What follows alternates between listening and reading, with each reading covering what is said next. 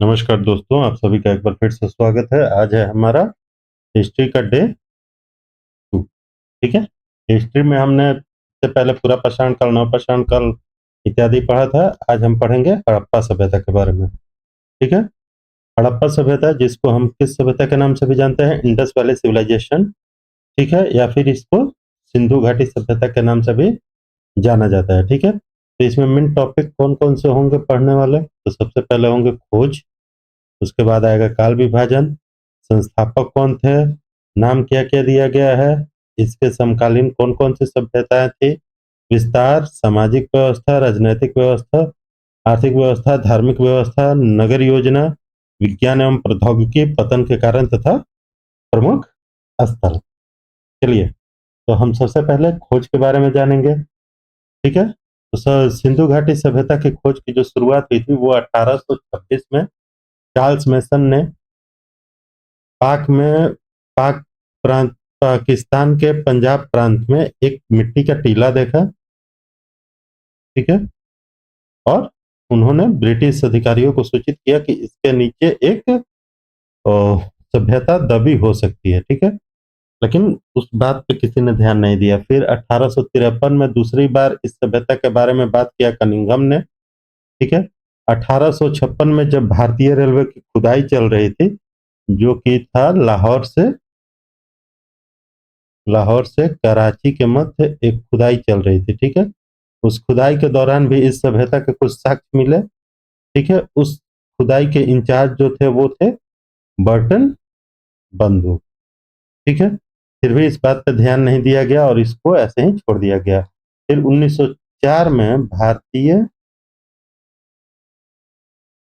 पुरातत्वविद भारतीय पुरातत्व विभाग की स्थापना हुई, ठीक है? और लॉर्ड कर्जन के शासनकाल में, लॉर्ड कर्जन के समय में, ठीक है? उसके बाद 1921 में हड़प्पा की खोज होती है, जो कि करते हैं दयाराम साहनी। किसके नेतृत्व में? जॉन मार्शल के नेतृत्व में, जॉन मार्शल के नेतृत्व में, ठीक है? उस समय भारत के गवर्नर जनरल कौन थे? वो थे लॉर्ड रीडिंग, ठीक है? 1922 में इस सभ्यता के दूसरे सबसे बड़े स्थल की खोज होती है, ठीक है? जिसकी खोज की थी आर डी बैनर्जी ने, R D R D Banerjee ने। ये कब किया था? 1922 में, ठीक है? सेकंड टॉपिक होगा हमारा काल विभाजन। सिंधु घाटी सभ्यता का काल कब से कब तक माना जाता है? तो सिंधु घाटी सभ्यता जो है उसको तीन काल में विभाजित किया जाता है। सिंधु घाटी सभ्यता को तीन काल में विभाजित किया जाता है। सबसे पहला है पूर्व हड़प्पा काल, फिर आता है हड़प्पा काल,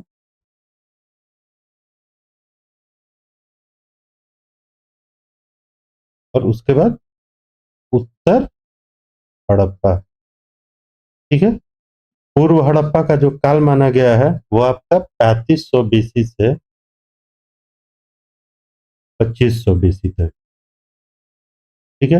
हड़प्पा का काल माना गया है 2500 बीसी से 1750 बीसी तक, और उत्तर हड़प्पा माना गया है 1200 बीसी से, सॉरी, 1750 बीसी से 1200 बीसी तक, ठीक है? तो पूर्व हड़प्पा का कह सकते हैं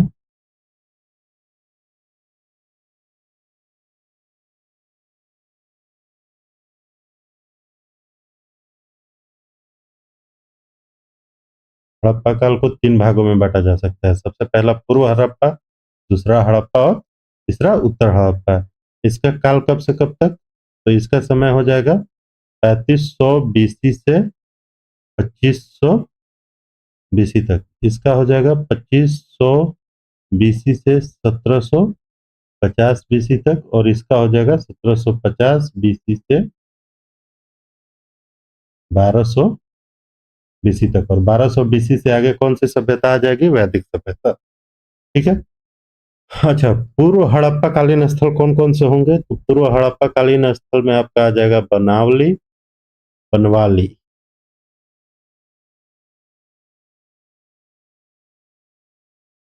बनवाली। दूसरा आपका आ जाएगा राखीगढ़ी। ठीक है। और तीसरा स्थल आ जाएगा आपका काली बंगा। ठीक है। हड़प्पा कालीन स्थल में आपका आ जाएगा हड़प्पा। हड़प्पा के बाद मोहनजोदड़ो। मोहनजोदड़ो के बाद आपका लोथल। लोथल के बाद धौलावीरा। ठीक है। उसके बाद आता है उत्तर हड़प्पा कालीन। उत्तर हड़प्पा कालीन में आपका आ जाता है रंगपुर, रोजदी, रंगपुर, रोजदी, भगवानपुरा। भगवानपुरा के बाद आपका आ जाएगा आलमगीरपुर। आलमगीरपुर के आपके बाद आ जाएगा हुलास इत्यादि। ठीक है। हड़प्पा सभ्यता का जो सर्वमान्य काल है वो है 2500 बीसी से 1750 बीसी तक, कार्बन डेटिंग के अनुसार। ठीक है। काल विभाजन हो गया। काल विभाजन क्या होगा? पूर्व हड़प्पा काल, जिसको हम एक और नाम से जानते हैं प्राक हड़प्पा काल। ठीक है। Pre Harappan period. दूसरा आपका हड़प्पा काल हो जाएगा, और तीसरा आपका उत्तर हड़प्पा काल यानी कि पोस्ट हड़प्पन हो जाएगा। ठीक है। Post Harappan period. चलिए, अगला होगा आपका संस्थापक। अच्छा, जो सिंधु घाटी सभ्यता थी उसमें मुख्य चार प्रकार के, चार प्रजाति पाई जाती थी। ठीक है। सबसे पहला मेडिटेरेनियन। ठीक है। दूसरा होंगे एस्ट्रोलाइट्स, तीसरा मंगोलाइट्स, एंड चौथा अल्पाइंस। इसके संस्थापक कौन से? सिंधु घाटी सभ्यता के संस्थापक, सभ्यता के निर्माता के बारे में चार, निर्माता कहें या फिर संस्थापक कहें, उनके बारे में चार सिद्धांत है। ठीक है। ये चार सिद्धांत कौन कौन से हैं? तो सबसे पहला आर्य है। आर्य डॉक्टर लक्ष्मण स्वरूप ने बोला था। डॉक्टर लक्ष्मण स्वरूप। डॉक्टर लक्ष्मण स्वरूप के अनुसार सिंधु घाटी सभ्यता के संस्थापक कौन थे? आर्य थे। दूसरा आपका सिद्धांत आ जाता है सुमेरियन। ठीक है। एक पुरातत्वविद थे गॉर्डन चाइल्ड। Gordon child. इसके अनुसार जो सिंधु घाटी सभ्यता के संस्थापक थे वो कौन थे? सुमेरियन। तीसरा कह सकते हैं द्रविड़। ठीक है। आर डी बनर्जी ने, यानी राखल दास बनर्जी ने कहा था कि सिंधु घाटी सभ्यता के संस्थापक कौन थे? द्रविड़ थे। और चौथा आ जाता है दस्यु या फिर दास। दस्यु या दास, ये मार्टिमर व्हीलर कहता है। मार्टिमर व्हीलर ने कहा था कि सिंधु घाटी सभ्यता के संस्थापक दस्यु या फिर दास थे। किसके दास? सुमेरियन सभ्यता के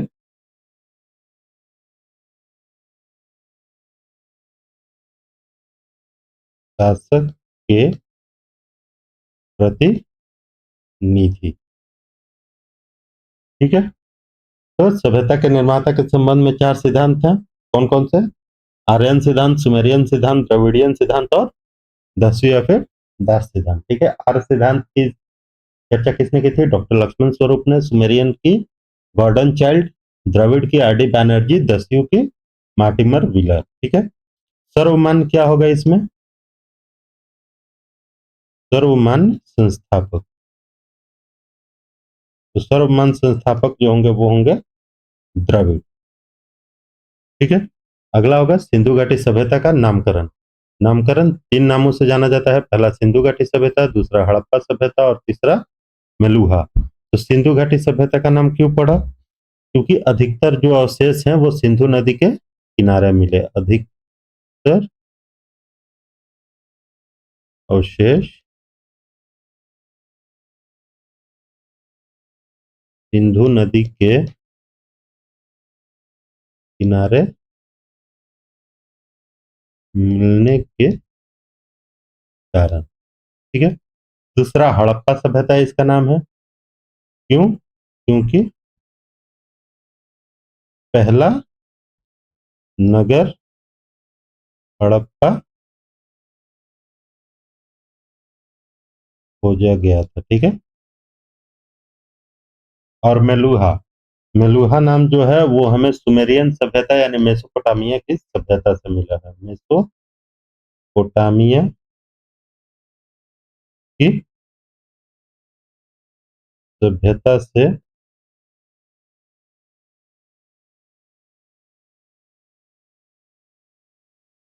मेलुहा नाम पता चलता है। ठीक है, चलिए अगला होगा समकालीन सभ्यता। तो समकालीन सभ्यता मेसोपोटामिया की सभ्यता थी जिसे सुमेरियन सभ्यता भी कहते हैं। ठीक है, सुमेरियन सभ्यता ये कहाँ था? तो ये इराक में था। इराक में दजला फरात नदी के किनारे। इसको सबसे पुरानी सभ्यता भी मानते हैं, लगभग 6000 बीसी से पूर्व से। दूसरा होगा मिस्र की सभ्यता जो कि नील नदी के किनारे है।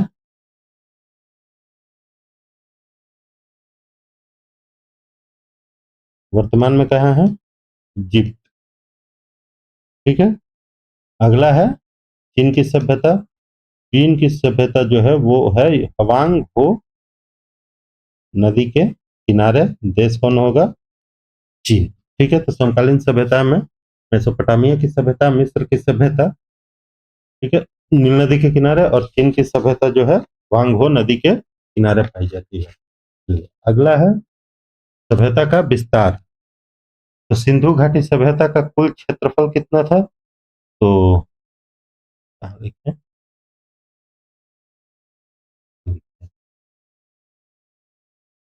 कुल क्षेत्रफल जो था वो था 13 लाख 13 लाख वर्ग किलोमीटर। अगर एक्यूरेट बोले तो 12,99,600 किलोमीटर।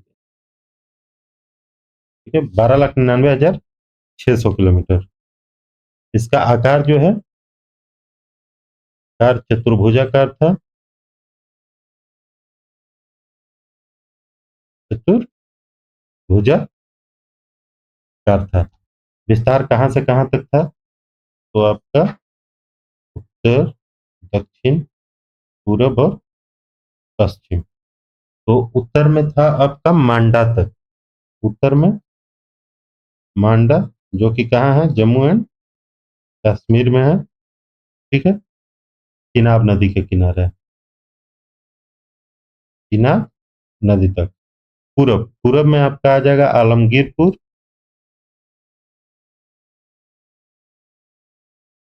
जो कि है उत्तर प्रदेश। ये कौन सी नदी के किनारे है? तो हिंडन नदी के किनारे है।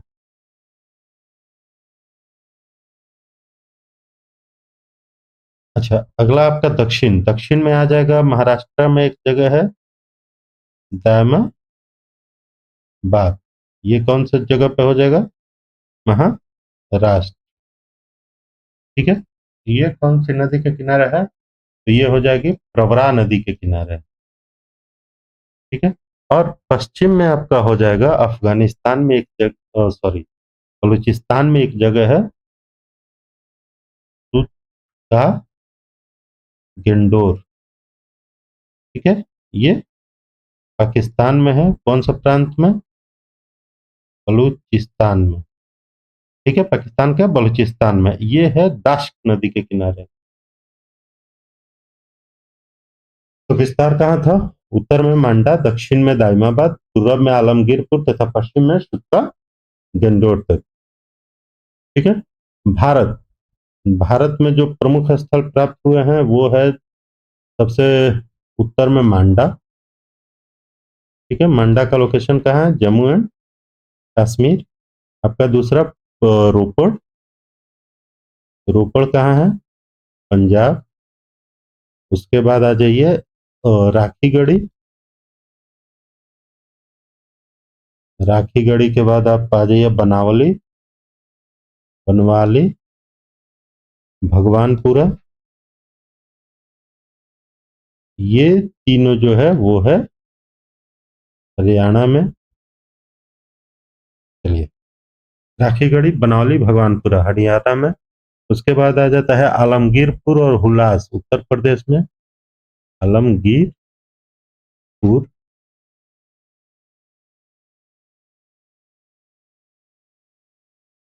हुलास, तो कि कहाँ हो जाएगा दोनों?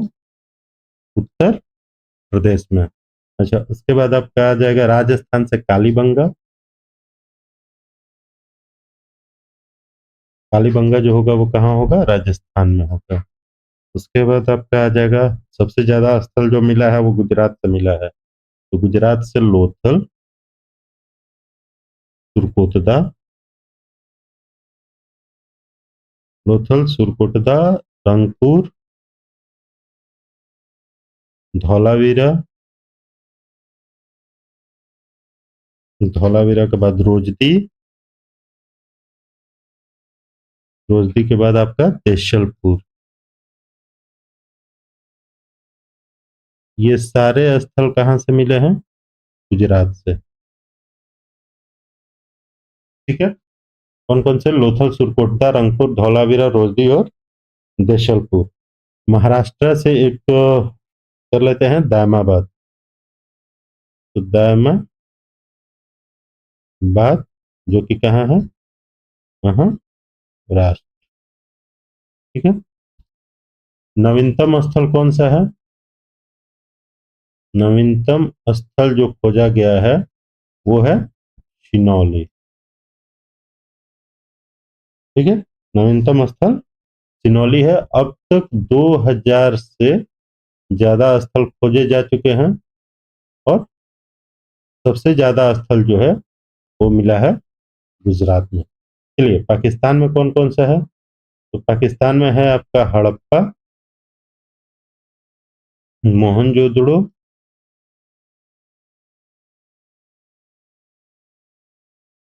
ठीक है। हड़प्पा, मोहनजोदड़ो, उसके बाद आ जाएगा चहुंदड़ो, हड़प्पा, मोहनजोदड़ो, चहुंदड़ो। उसके बाद आ जाएगा कोटदीजी,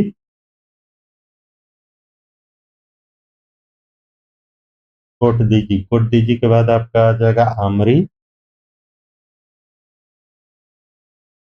आमरी, ठीक है। चलिए, हड़प्पा, हड़प्पा जो है अभी साहिवाल जिले में है, साहिवाल जिले में पाकिस्तान के, ठीक है। मोहनजोदड़ो और चहुंदड़ो ये सिंध प्रांत में है, लरकाना जिले में। लरकाना, साहिवाल जो है अभी पंजाब प्रांत में पड़ता है ना, पंजाब, ठीक है। लरकाना जो है सिंध प्रांत में है, सिंध। कौन कौन सा लरकाना में है? चहुंदड़ो और मोहनजोदड़ो। और कोतदीजी और आमरी ये भी सिंध प्रांत में है, ठीक है। अच्छा, हड़प्पा किस नदी के किनारे है? तो हड़प्पा है आपका रावी नदी के किनारे। मोहनजोदड़ो किस नदी के किनारे है? ये हो जाएगा आपका इंडस नदी के किनारे, ठीक है। और कोटदीजी और आमरी ये भी हो जाएंगे इंडस रिवर के किनारे। अफगानिस्तान, अफगानिस्तान में इम्पोर्टेंट साइट है जो वो है मुंडी गौक, ठीक है, मुंडी गौ, और दूसरा हो जाएगा आपका सोर्तघाई, सोर्तघाई। ठीक है, तो विस्तार कहाँ से कहाँ तक? कुल क्षेत्रफल 13 लाख वर्ग किलोमीटर, एग्जैक्ट अगर बोले तो 12,99,600 वर्ग किलोमीटर, जो वर्तमान भारत का 40% है।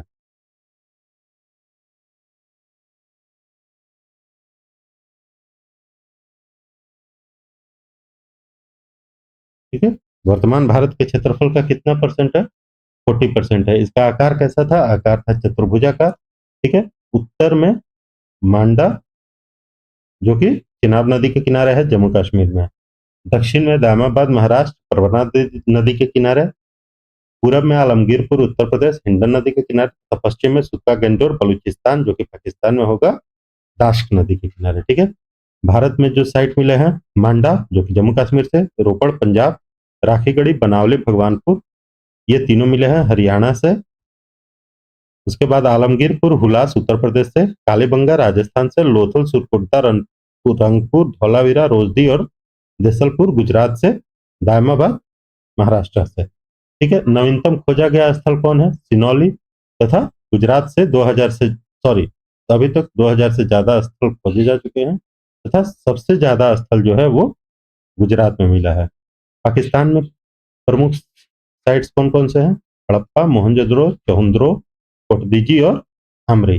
हड़प्पा जो है साहिवाल जिले में है, पंजाब प्रांत के, जो कि रावी नदी के किनारे है।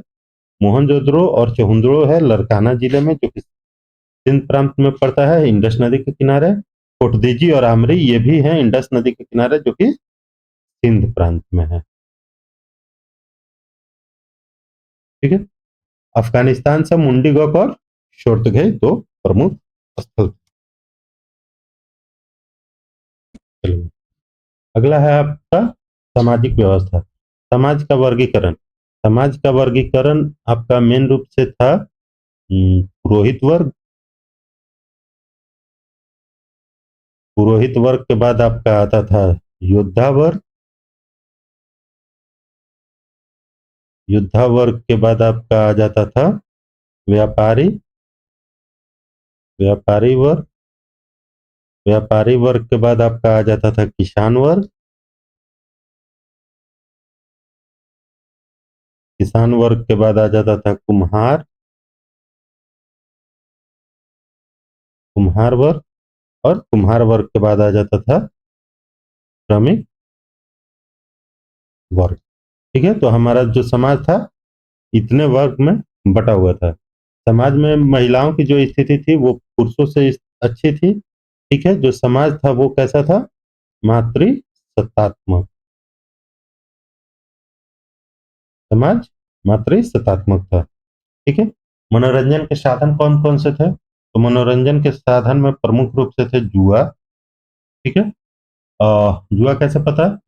हड़प्पा से पासा मिला है, पासा यानी डाइस। ठीक है, जुआ हो गया। जुआ के बाद ये लोग शतरंज खेलते थे, और शतरंज का आविष्कार कहाँ हुआ था? शतरंज का आविष्कार भारत में हुआ था। ठीक है, तो जुआ, शतरंज, इनका प्रमुख शौक था नृत्य। उसके बाद इनका था शिकार करना। शिकार, और ये पशुओं की लड़ाई भी देखते थे, तो पशुओं की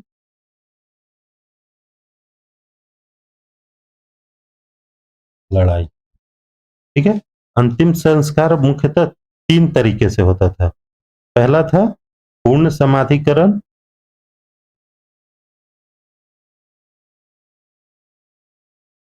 दूसरा था आंशिक समाधिकरण। और तीसरा था दाह संस्कार। पूर्ण समाधिकरण में क्या होता था? पूरी बॉडी को दफना दिया जाता था। ठीक है, आंशिक समाधिकरण में क्या हुआ कि जब किसी की मृत्यु हो जाती थी तो उसका जो डेड बॉडी था उसको फेंक देते थे जंगल में। जंगल में फेंकने के बाद जो पशु उसको खा जाते थे, और जो अवशेष बचता था उसको दफना दिया जाता था। ठीक है। और दाह संस्कार मतलब शवों को जलाया जाता था। ठीक है। वस्त्र कैसे थे? तो वस्त्र सूती और ऊनी दोनों तरीके के थे। लिपि कौन सी थी? तो लिपि आपका था भाव चित्रात्मक, भाव चित्रात्मक लिपि थी। ठीक है। भाव चित्रात्मक लिपि यानी कि इंग्लिश में इसको बोलेंगे पिक्टोग्राफिक, जिसको हम आज तक पढ़ नहीं पाए हैं। ठीक है। अगला होगा राजनीतिक व्यवस्था। राजनीतिक व्यवस्था यानी कि कौन सा शासन करता था, यह भी अलग अलग पुरातत्वविदों के द्वारा अलग अलग लोग को बताया गया है। ठीक है। तो डीडी कौशाम्बी और पिग्गट, ये दोनों कहते हैं कि सिंधु घाटी सभ्यता पर पुरोहित वर्ग का शासक था, पुरोहित वर्ग का शासन था। रामशरण शर्मा कहते हैं कि व्यापारी वर्ग का शासन था। ठीक है।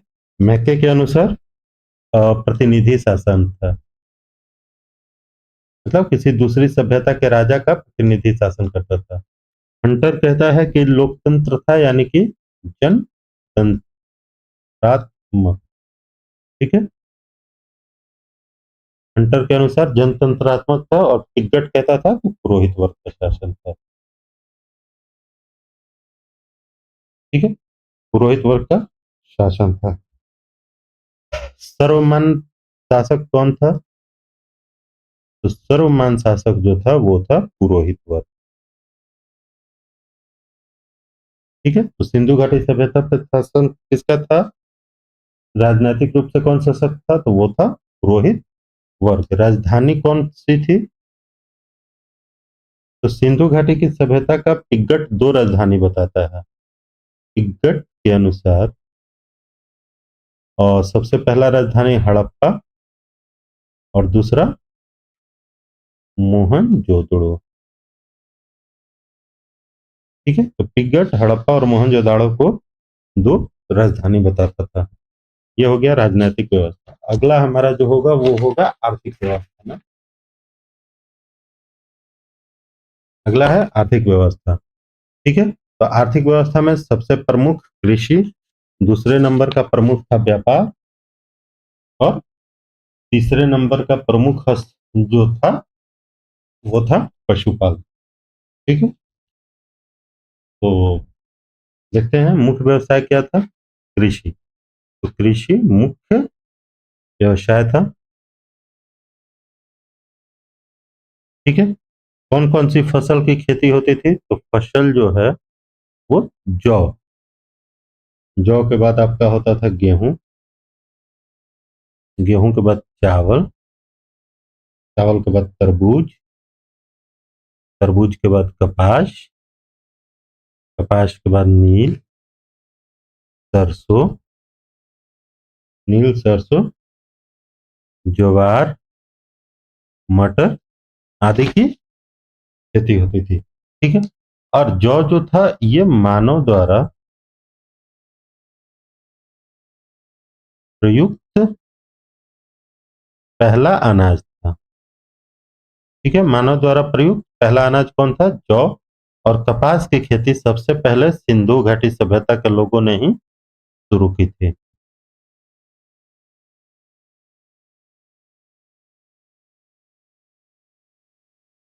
तो कपास की खेती सबसे पहले किसके द्वारा शुरू की थी? सिंधु घाटी के लोगों द्वारा। ठीक है। चलिए, ये लोग गन्ने की खेती से परिचित नहीं थे।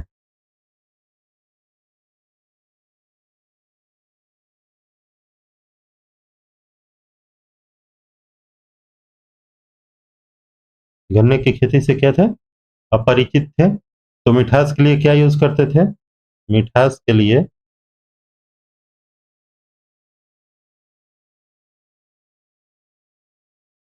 शहद यूज करते थे। ठीक है। नील उत्पादन के साक्ष्य हमको गुजरात से मिले हैं। कौन सी जगह? तो रोजदी से। ठीक है। और सिंचाई के साक्ष्य मिले हैं धौलावीरा से। एक नोट लिख लेते हैं, धौलावीरा से सच्चाई के साक्ष्य मिले हैं। ठीक है, चलिए दूसरा, आर्थिक व्यवस्था में दूसरा व्यवसाय जो था वो व्यापार था। व्यापार मुख्य रूप से दोनों साइड से होता था, बाह्य और आंतरिक। आंतरिक में तो था कि सिंधु सभ्यता के नगरों के साथ, और साथ ही साथ नवपाषाणकालीन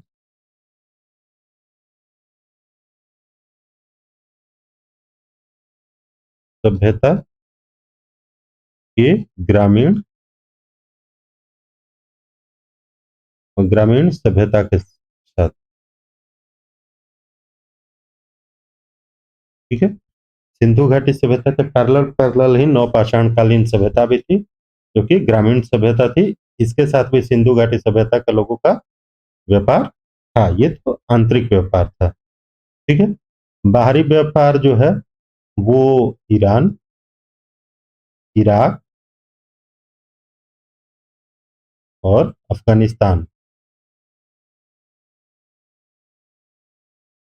आदि देशों के साथ होता था। इनका तीसरा प्रमुख व्यवसाय जो था वो था पशुपालन।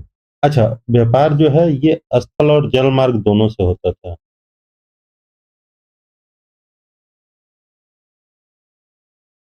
स्थल एवं जल मार्ग दोनों से व्यापार होता था। और व्यापार के लिए कौन सा सिस्टम यूज किया जाता था? तो व्यापार के लिए सिस्टम यूज किया जाता था बार्टर सिस्टम।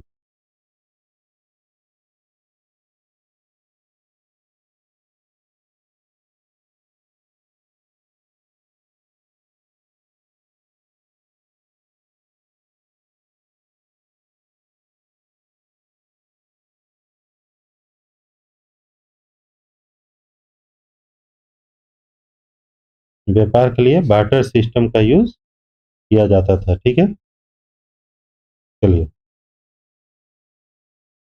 अगला है पशुपालन।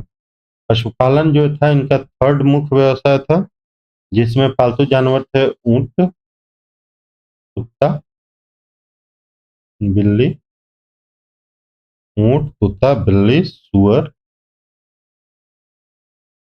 भैंस, कुबड़ वाला बैल, कुबड़ वाला बैल, ऊंट, कुत्ता, बिल्ली, सुअर, भैंस, कुबड़ वाला बैल, एक सींग वाला जानवर,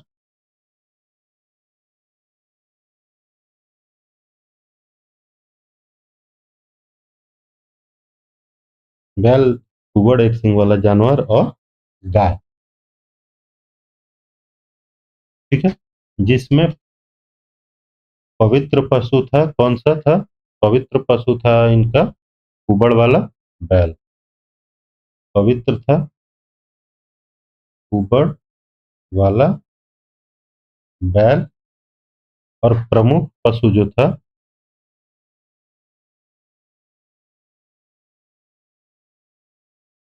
प्रमुख पशु था एक सींग वाला जानवर।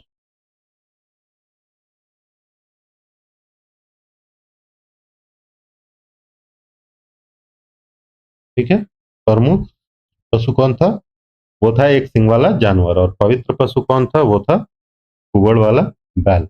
अच्छा, सिंधु घाटी सभ्यता के लोग जो थे, एक मिनट, ठीक है, इस सभ्यता के लोग घोड़े और सिंह से परिचित,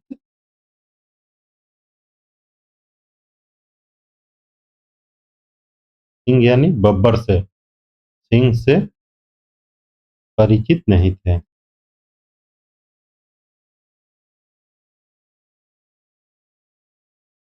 ठीक है, चलिए, इससे परिचित नहीं थे घोड़े और सिंह से। लेकिन कुछ जगह है,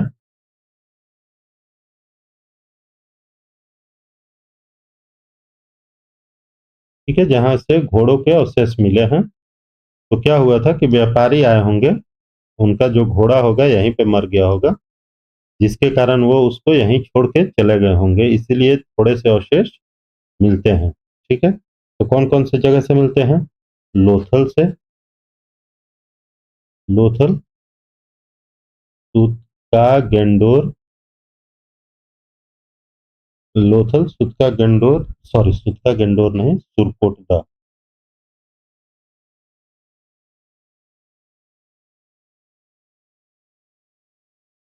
सुरकोटदा और मोहनजोदाड़ो।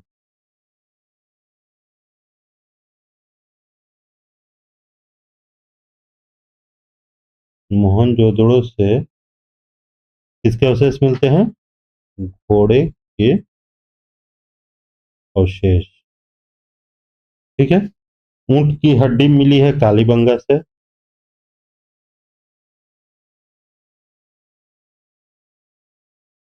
ऊंट की हड्डी कहाँ से मिली है? काली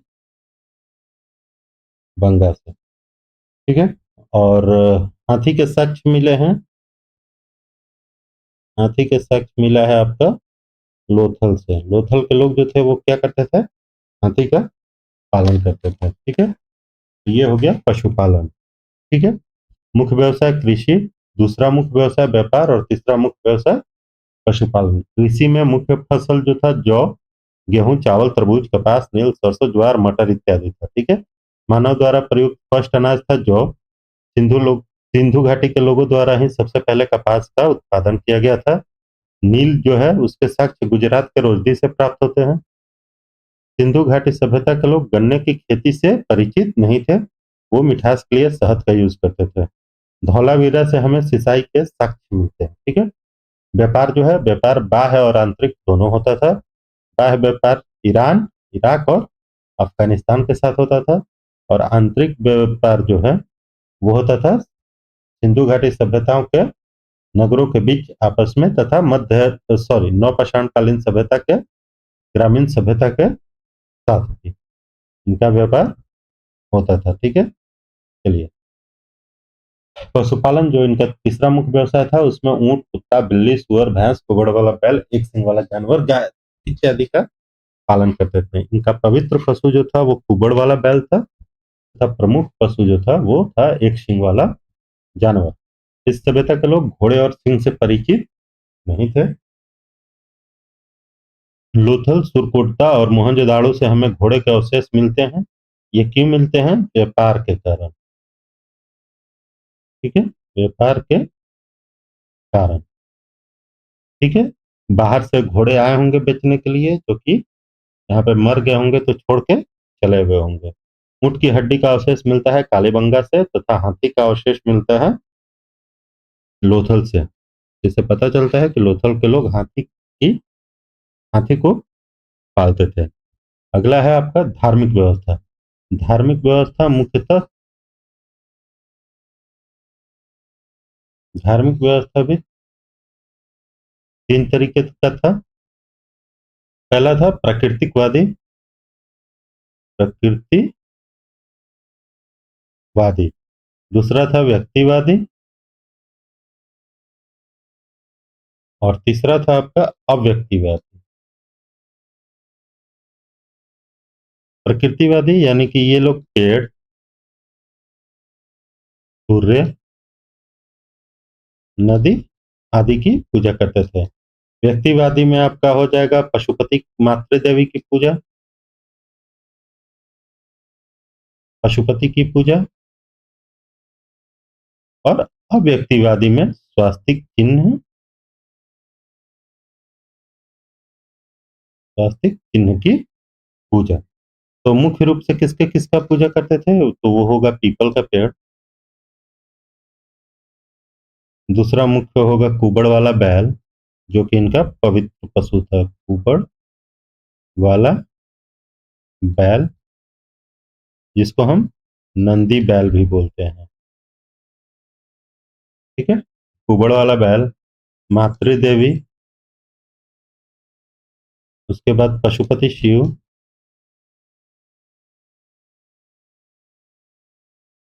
उसके बाद शिवलिंग, शिवलिंग के बाद आपका हो जाएगा स्वास्तिक चिन्ह।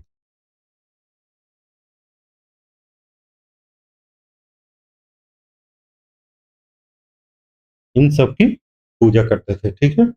अगला है पशुपति शिव की जो मूर्ति मिली है, ठीक है, ये मोहनजोदाड़ो से मिली है। इसके बारे में थोड़ा सा जानते हैं। पशुपति शिव, जिसको आद्य शिव या इंग्लिश में प्रोटो शिवा भी कहा गया है, ठीक है। तो पशुपति शिव की मूर्ति जो है वो कहाँ से प्राप्त हुई है? वो प्राप्त हुई है मोहन जोदड़ो से, ठीक है, मोहनजोदाड़ो से प्राप्त हुई है, जिसमें जो पशुपति शिव हैं वो निम्न सिंहासन पर विराजमान है। निम्न सिंहासन पर विराजमान, ठीक है, योगी की मुद्रा में। इनके 3 सींग है, ठीक है, 3 सींग है, निम्न सिंहासन सिंहासन पर विराजमान है, योगी की मुद्रा में है, ठीक है। इनका जो सिंहासन है उसमें बाएं साइड में गैंडा और भैंसा बना हुआ है, ठीक है। दाहिने दाहिने बना हुआ है हाथी और बाघ, तथा पैरों के पास बना हुआ है 2 हिरन। तो पशुपति शिव की जो हमको सील मिली है उसमें किस कौन कौन से जानवर की चर्चा है? गैंडा, भैंस, हाथी, बाघ और हिरन। ये पूछ देता है कभी कभी, इसलिए इसको याद रखेंगे। अगला होगा हमारा नगर योजना, ठीक है। तो सिंधु घाटी सभ्यता जो थी वो नगरीय सभ्यता थी, ठीक है, और जिसमें पक्की ईंटों का प्रयोग होता था।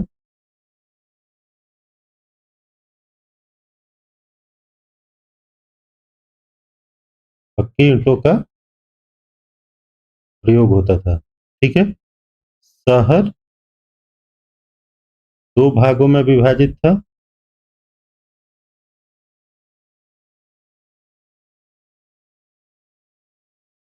शहर 2 भागों में विभाजित था। उसके बाद आपका था, यह 4 दीवारी से घिरा हुआ था।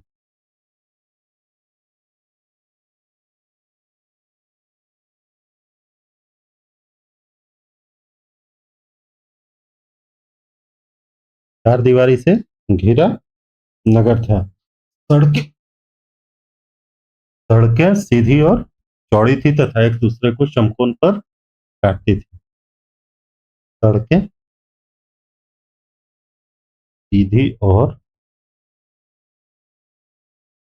चौड़ी तथा एक दूसरे को समकोण पर काटती थी, ठीक है। सड़कें सीधी और चौड़ी थी। मकान जो थे मकान जो थे वो कैसे थे? आयताकार थे, जिनका दरवाजा सड़क के पीछे खुलता था, ठीक है। सिंधु घाटी सभ्यता के मकानों का दरवाजा कहाँ खुलता था? सड़क के पीछे खुलता था। हम्म चलिए, एक था इसका जल निकासी। जल प्रबंधन जल प्रबंधन नहीं, जल निकासी के लिए नालियां भी थी, ठीक है, पक्की नालियां।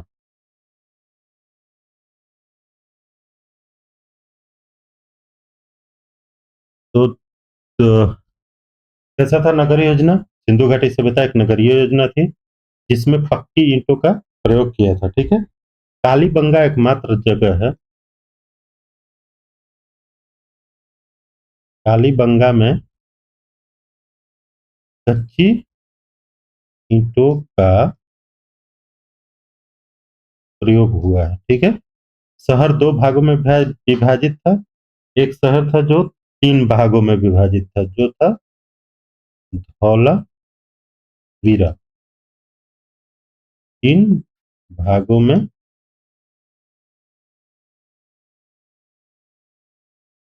विभाजित था। ठीक है। बाकी जो शहर थे वो दो भागों में विभाजित थे। कौन कौन से थे? तो ऊपरी भाग और निचला भाग। जबकि धौलावीरा तीन भागों में विभाजित था। ऊपरी भाग, मध्यम भाग और निचला भाग। ऊपरी भाग में उच्च वर्ग के लोग रहते थे तथा निचले भाग में निम्न वर्ग के लोग रहते थे।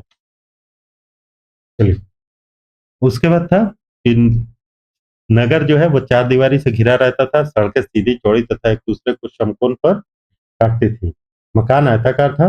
दरवाजा सड़क के पीछे खुलता था, सिर्फ लोथल को छोड़ के। लोथल में सड़क की ओर खुलता था और जल निकासी के लिए पक्की नालियां थी। कालीबंगा एकमात्र शहर था जहां क्या हुआ था, कच्ची ईंटों का प्रयोग हुआ था। चलिए, अगला था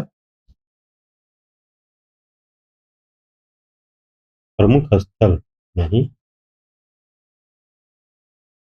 नगर योजना हो गया। अगला टॉपिक होगा प्रौद्योगिकी विकास।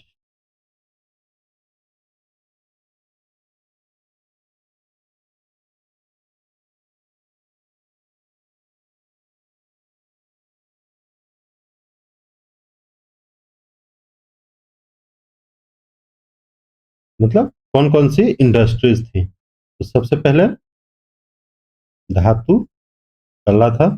धातु कला में आपका सिंधु घाटी सभ्यता के लोग सोना, चांदी और कांसा से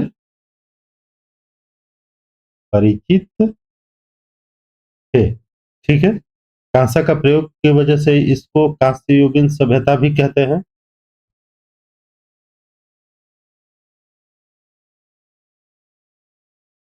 कांसे के प्रयोग की वजह से कांस्य युगीन सभ्यता कहा जाता है। ठीक है। कांसे के प्रयोग की वजह से कांस्य युगीन सभ्यता कहा जाता है। कांसा कैसे बनता था? तो कांसा बनता था आपका, कांसा जो था तांबा,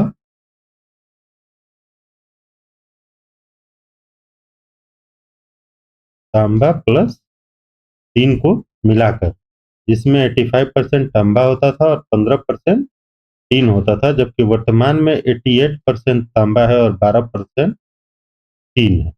ठीक है। वर्तमान में तांबा कितना है? 88% और तीन कितना है? 12%। ठीक है। तो धातु कला में सोना, चांदी और कांसे से परिचित थे। वो लोग कांसे बनाते थे। कांसे के प्रयोग की वजह से इसको कांस्य युगीन सभ्यता कहा जाता है।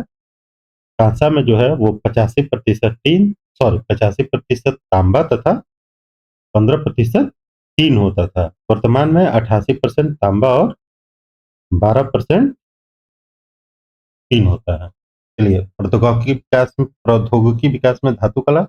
दूसरा नंबर पे आपका होगा माप तौल के उपकरण। ठीक है। तो सिंधु सभ्यता के लोग शून्य से अपरिचित थे। अपरिचित। ठीक है। सिंधु सभ्यता के लोग शून्य से अपरिचित थे। माप तौल की जो इकाई थी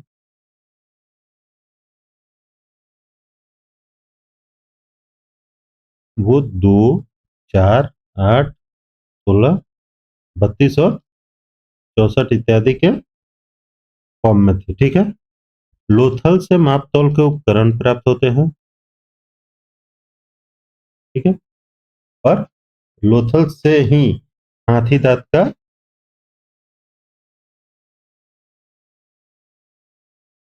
तेल प्राप्त हुआ है।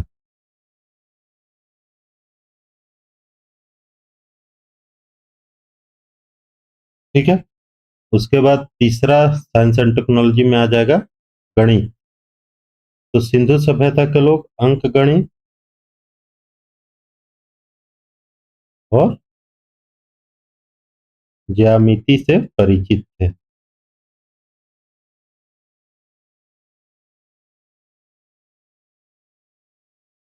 अंकगणित और ज्यामिति से परिचित थे। तीसरा प्रौद्योगिकी विकास में आ जाएगा आपका वास्तु कला या स्थापत्य कला।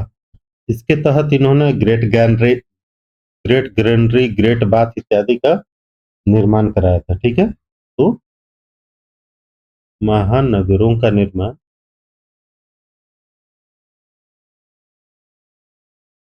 विशाल नगर, विशाल नानागार इत्यादि का निर्माण इसके द्वारा हुआ है, सिंधु घाटी सभ्यता के द्वारा हुआ है। चलिए, चौथा, पांचवा आपका हो जाएगा मृद भांड। ठीक है। तो सिंधु सभ्यता में दो तरह के मृद भांड मिलते थे। ठीक है। पहला होता था साधारण मृद भांड, जो कि सिर्फ लाल कलर के होते थे, और दूसरा होता था रंगीन मृद भांड, जो होते थे लाल,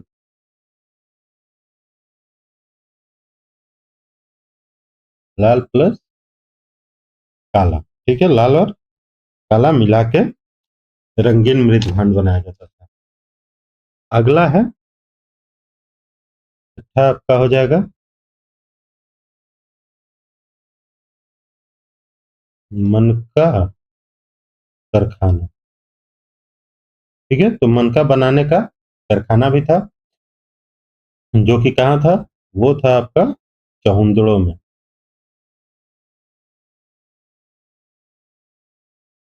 चहुंदड़ो में मनके का कारखाना था। चहुंदड़ो में और भी उद्योग थे। चहुंदड़ो में और कौन कौन से उद्योग थे? तो चहुंदड़ो में थे आपके सीप काटना, सीप काटने के साथ साथ धातु की वस्तुएं बनाना,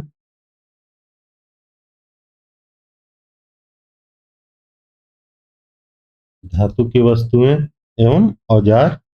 फिर आता है मुहर बनाना। फिर आता था तराजू का निर्माण कर। तो इन सब की फैक्ट्रियां भी, औजार भी,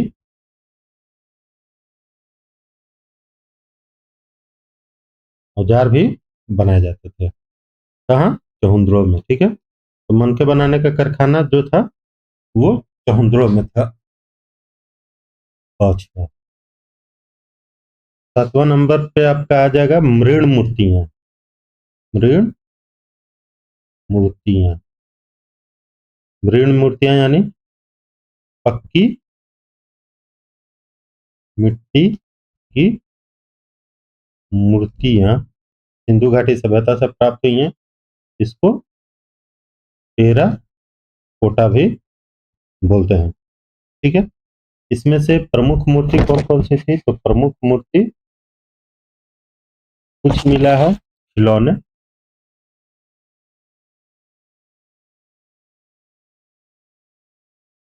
खिलौनों के बाद है देवी देवता की मूर्ति,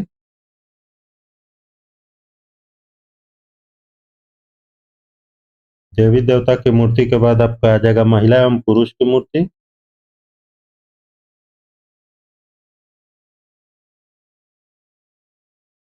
महिला एवं पुरुष की मूर्ति।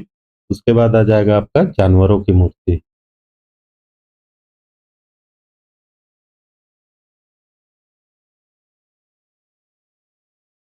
तो सिंधु घाटी सभ्यता के लोग जो थे वो मूर्ति कला भी जानते थे।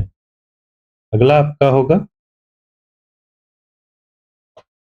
सील या मुहर। ठीक है। तो अगला जो कि है पॉइंट नंबर 8, सील या मुहर। सिंधु घाटी सभ्यता के लोग सील बनाना भी जानते थे, जो कि बनता था किस चीज से?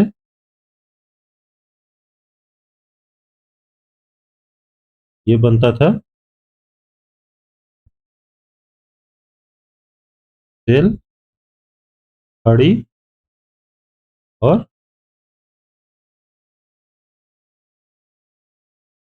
तांबे से, ठीक है। मुख्यतः बनाए जाते थे तेल खड़ी से। सिंधु घाटी सभ्यता में 2000 से ज्यादा सीलें प्राप्त हुई हैं, जिनमें अकेले मोहनजोदड़ो से, इसमें अकेले मोहनजोदड़ो से 500 प्लस सीलें प्राप्त हुई हैं, ठीक है। मुहर बनाने के कारखाने जो हैं वो लोथल एवं रंगपुर में भी थे। यहाँ से तांबे के सील भी प्राप्त हुए हैं, ठीक है। तांबे के सील प्राप्त हुए हैं। कुछ सील हमको मेसोपोटामिया से भी प्राप्त हुए हैं।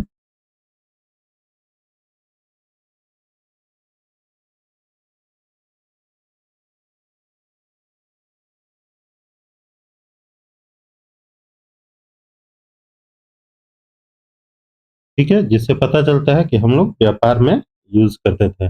इनका आकार 2 से 2.5 सेंटीमीटर का होता था, ठीक है। ये वृत्ताकार, आयताकार, वर्गाकार,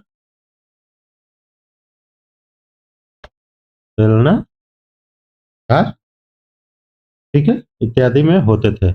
सबसे ज्यादा जो मिला है वो मिला है वर्गाकार सील, ठीक है।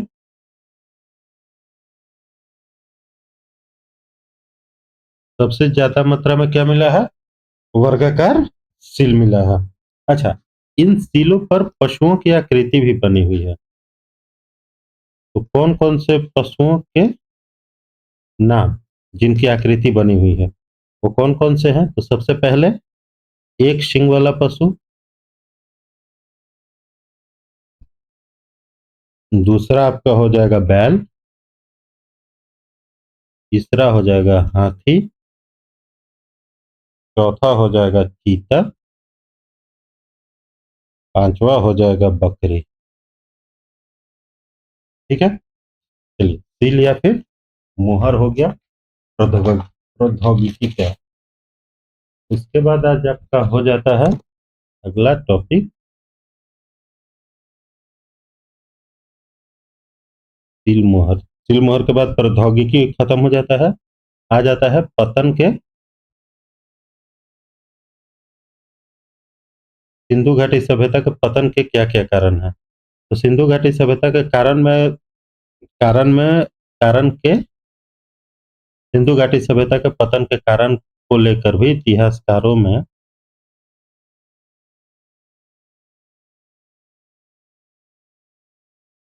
भारी मतभेद है, ठीक है। सिंधु घाटी सभ्यता के पतन में भी भारी मतभेद है, जिनके अलग अलग अलग अलग मत है, ठीक है। तो सबसे पहला जो है वो कहता है कि बाह्य आक्रमण हुआ।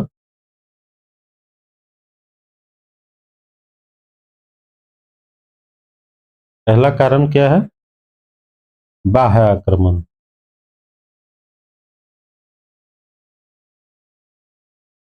ठीक है। तो व्हीलर, पिगट और गॉर्डन चाइल्ड ये बात कहते हैं। व्हीलर, पिगट और गार्डन चाइल्ड ये कहते हैं कि आर्यों ने आक्रमण किया, जिसकी वजह से सिंधु घाटी सभ्यता खत्म हो गई, ठीक है। दूसरा आपका है महामारी। महामारी कहता है कैनेडी। कैनेडी कहता है कि महामारी के कारण ये सभ्यता खत्म हो गई। तीसरा आपका होता है जलवायु परिवर्तन। जलवायु परिवर्तन जो है ये बोला था आर एल स्टीन और AN घोष ने, ठीक है। जलवायु परिवर्तन के बाद भूकंप, भूकंप था, रैकर्स ने कहा था भूकंप के बारे में। उसके बाद आता है आपका बाढ़। बाढ़ जो है जॉन मार्शल और SR राव ने बोला। उसके बाद आया था 900 साल का सूखा, ये दिया था IIT खड़गपुर ने। ये कारण किसने बताया था? IIT खड़गपुर, ठीक है। जिसमें सर्वमान्य जो है वो है बाढ़, ठीक है। सर्वमान्य पतन का कारण क्या माना जाता है? बाढ़ को।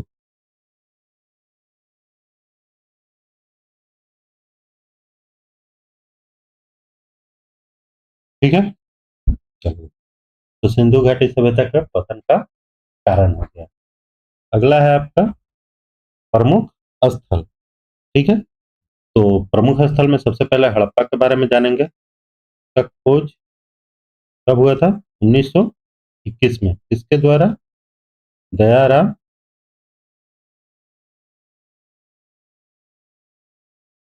साहनी के द्वारा, ठीक है। अभी लोकेशन क्या है? तो लोकेशन ये है पंजाब में, जो कि है पाक में, पंजाब प्रांत में, ठीक है। कब हुआ था? 1921 में। इस यहाँ से प्रमुख क्या क्या मिला है? तो प्रमुख खोजें, तो क्या क्या मिला है यहाँ से? यहाँ से आपको मिला है अनाज भंडारण स्थल,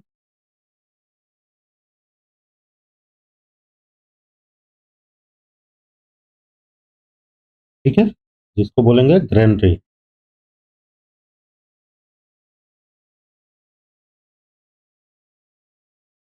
ठीक है।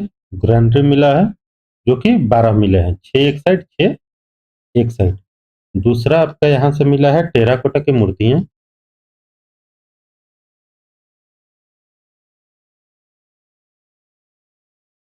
ठीक है।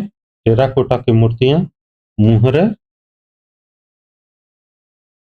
मोहर के बाद आपका पासा यानी डाइस, डाइस के बाद यहाँ से मिला है आपका मजदूरों की आवाज,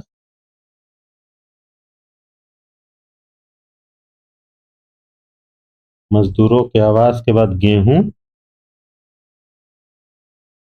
गेहूं के बाद मातृ देवी की मूर्ति,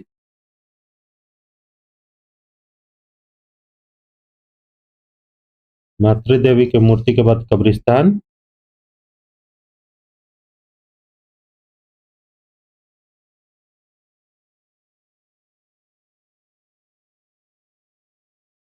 कब्रिस्तान दो टाइप के मिले हैं।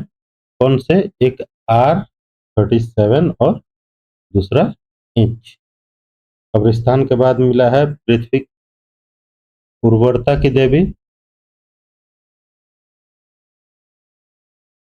देवी की मूर्ति।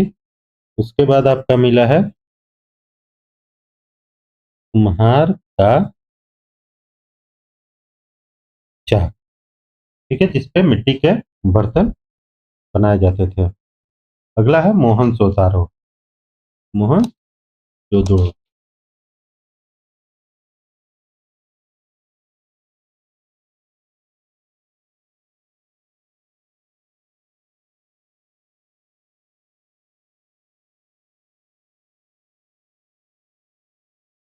मोहन जोदड़ो की खोज हुई थी 1922 में। किसने किया था? राखल दास बनर्जी ने, ठीक है, राखल दास बनर्जी। मोहनजोदाड़ो जो है वो सिंध भाषा का शब्द है,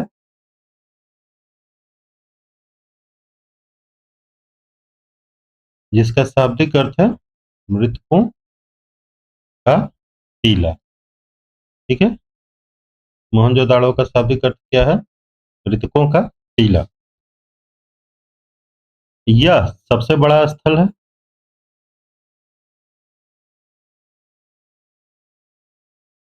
ठीक है, यहाँ से जो प्रमुख खोजें हैं, प्रमुख खोजें, यहाँ से मिला है ग्रेट बाथ,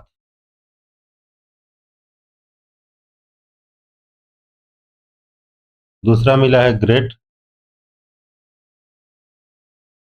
ग्रैंडरी, मतलब सबसे बड़ा स्नानागार और सबसे बड़ा अन्नागार यहीं से मिला है। ठीक है, यहाँ से मिला है सूती कपड़ा। ठीक है, कॉटन क्लॉथ। उसके बाद मिलता है नर्तकी की मूर्ति,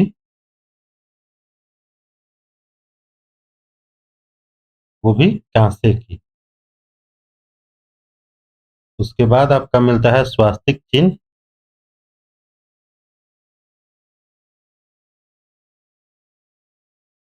उसके बाद आपका मिलता है एक विश्वविद्यालय।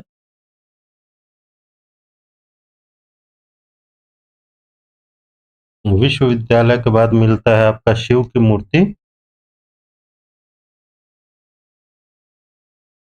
शिव की मूर्ति के बाद यहाँ से एक मिला है दाढ़ी,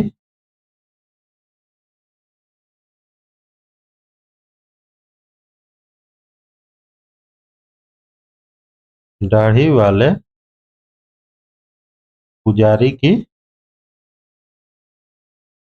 मूर्ति। ठीक है, अगला प्लेस होगा आपका,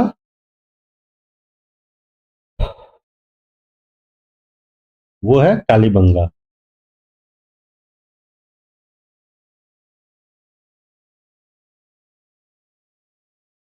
कालीबंगा जो है वो कहाँ है अभी लोकेशन इसका, ये लोकेशन कहाँ है, पंजाब में, और ये भी लोकेशन कहाँ है, पाकिस्तान में। ठीक है, और ये कालीबंगा जो है वो है राजस्थान में। ठीक है, इसकी खोज हुई थी 1953 में, जो कि किया था बीबी लाल ने। बीबी लाल। यहाँ से प्रमुख खोजें, प्रमुख खोजों में सबसे पहला जो है हल से जुताई का साक्ष्य। दूसरा जो मिला है आपका वो मिला है लकड़ी का हल।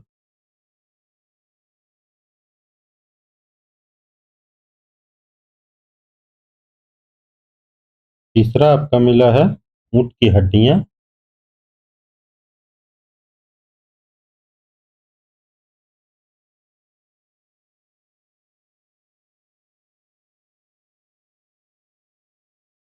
ऊंट की हड्डी। यहाँ से मिला है अग्निवेदिका। ठीक है, और भी बहुत सारे चीज मिले हैं। अगला जगह है राखी गढ़ी। राखी गढ़ी जो है भारत का सबसे बड़ा स्थल है।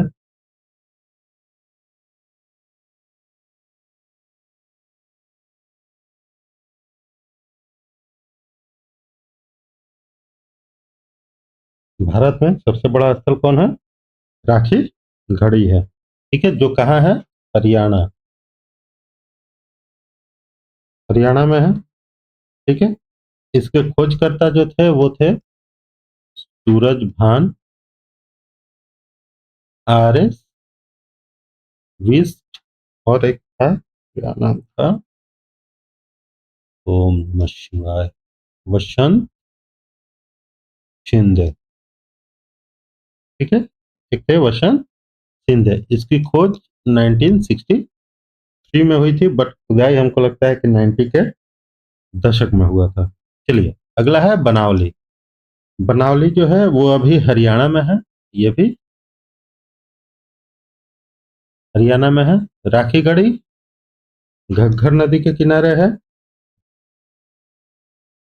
ना।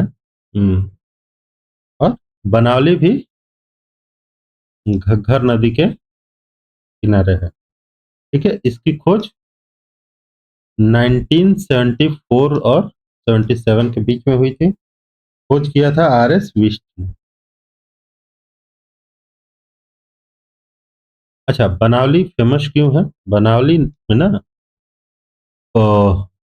प्री हड़प्पा,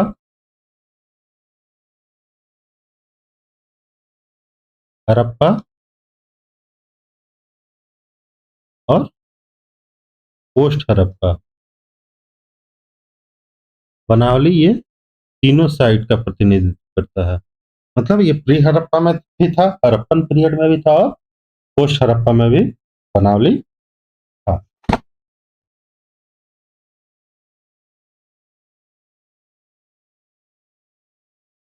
चलिए अगला है चहुंद्रो। चहुंद्रो जो है वो फिर से पाकिस्तान में है, पाकिस्तान के सिंध प्रांत में। ठीक है, इसकी खोज हुई थी 1931 में। खोजकर्ता एनजी मजूमदार थे। ठीक है, चहुंद्रो जो है सिंधु घाटी सभ्यता का इंडस्ट्रियल एरिया था, यानी कि औद्योगिक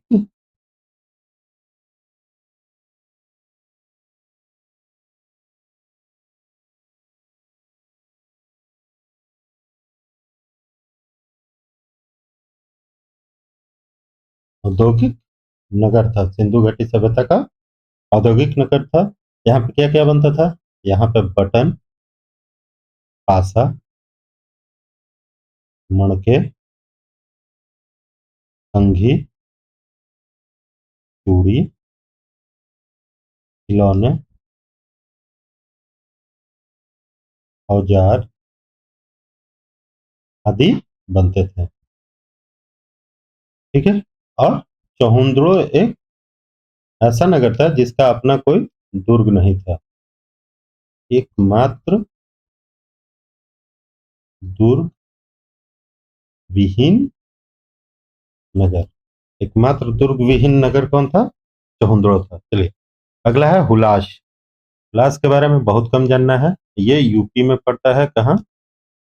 सहारनपुर में। ठीक है, 1960 में इसका खोज हुआ था और खोज करता थे बीबी लाल। आलमगीरपुर भी यूपी में पड़ता है, और कहाँ पड़ता है? मेरठ में। हमको लगता है हिंडन नदी के किनारे, और ये भी हिंडन नदी के किनारे ही है हुलास भी। ठीक है, खोजकर्ता कौन थे?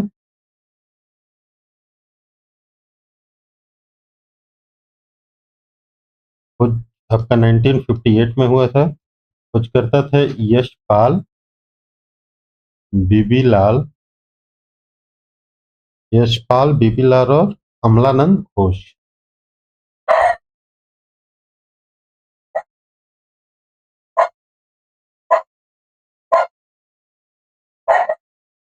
अमलानंद घोष। ठीक है, चलिए अगला है लोथल। लोथल जो है वो गुजरात में है, भावनगर। ठीक है, भावनगर गुजरात। नदी कौन सी है? नदी होगी भोगवा। यहाँ पे था डॉक यार्ड। ठीक है, डॉक यार्ड यहाँ पे था।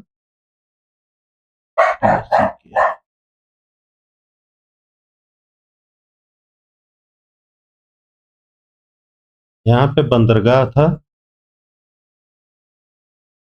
डॉकयार्ड को कहते हैं गोदी पतन। ठीक है, डॉकयार्ड था, बंदरगाह भी यहाँ पे था। ये भारत का प्राचीनतम बंदरगाह कौन है? लोथल। यहाँ से क्या क्या मिला है? यहाँ से मिला है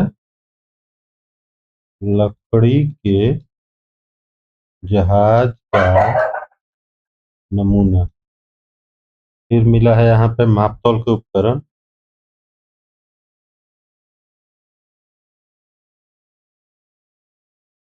फिर यहाँ पे मिला है मनकों के कारखाने।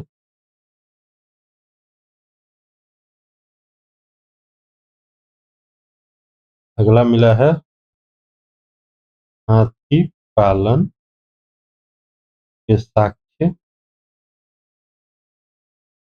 अगला मिला है आपका चावल का झुका। ठीक है। अगला जगह है सुरकोटदा। सुरकोटदा जो है कच्छ गुजरात में है। ठीक है। यहाँ से चलिए, इसकी खोज 1964 में हुई थी। कौन खोजा था? जेपी जोशी ने। यहाँ से जो मेन चीज मिला है वो मिला है घोड़े की हड्डियां। ठीक है। अगला है धौलावीरा। ये भी कच्छ के रण में है। ये भी गुजरात में है। धौलावीरा 1967 से 68 में मिला था। खोजा था इसको जेपी जोशी ने। ठीक है। धौलावीरा में प्रमुख क्या था? 3 नगरीय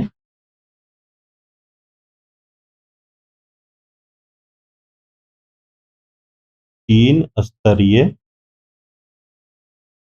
नगर व्यवस्था। ठीक है। धौलावीरा से मिलते हैं। धौलावीरा से और मिलता है जल संरक्षण। जल संरक्षण हेतु जलाशय 10 प्रतीकों वाला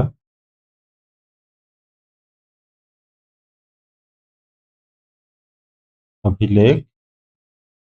और अगला मिला है आपका, अच्छा, अगला मिला कुछ नहीं है, बहुत सारी चीजें मिली हैं बट इम्पोर्टेंट नहीं है। इम्पोर्टेंट ये 3 है।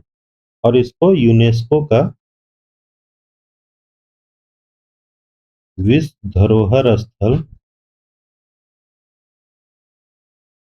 हाल ही में घोषित किया गया था। कब किया गया था? 2020 नहीं, 2021 में। ठीक है।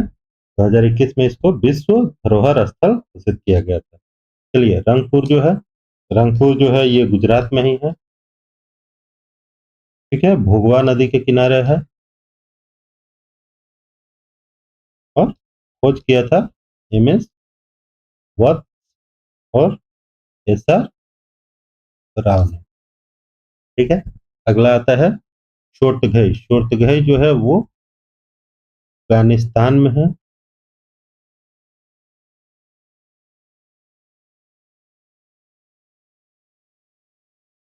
ठीक है। शोर्तघई कहाँ है? अफगानिस्तान में है। काफी है, इसके बारे में और ज्यादा कुछ नहीं पूछते हैं। अगला है मांडा। मांडा जो है वो है आपका जम्मू एंड कश्मीर में। ठीक है। ये सबसे उत्तरी छोर का आखिरी नगर है। अगला आता है रोपड़। रोपड़ जो है यहाँ पे, अच्छा, किसकी खोज किसने की थी? यश पाल ने की थी 1953 में। यहाँ से कच्ची ईंटों के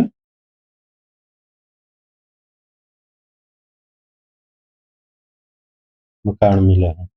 ठीक है। कच्ची ईंटों के मकान कहाँ से मिले हैं? रोपड़ से मिले हैं। अगला है कोटदीजी। कोटदीजी जो है इसका लोकेशन है पाकिस्तान। रहने देते हैं। आमरी भी है पाकिस्तान में। ठीक है। 1929 में इसकी खोज हुई थी। अगला है मुंडीगौक। मुंडीगौक जो है वो है अफगानिस्तान में।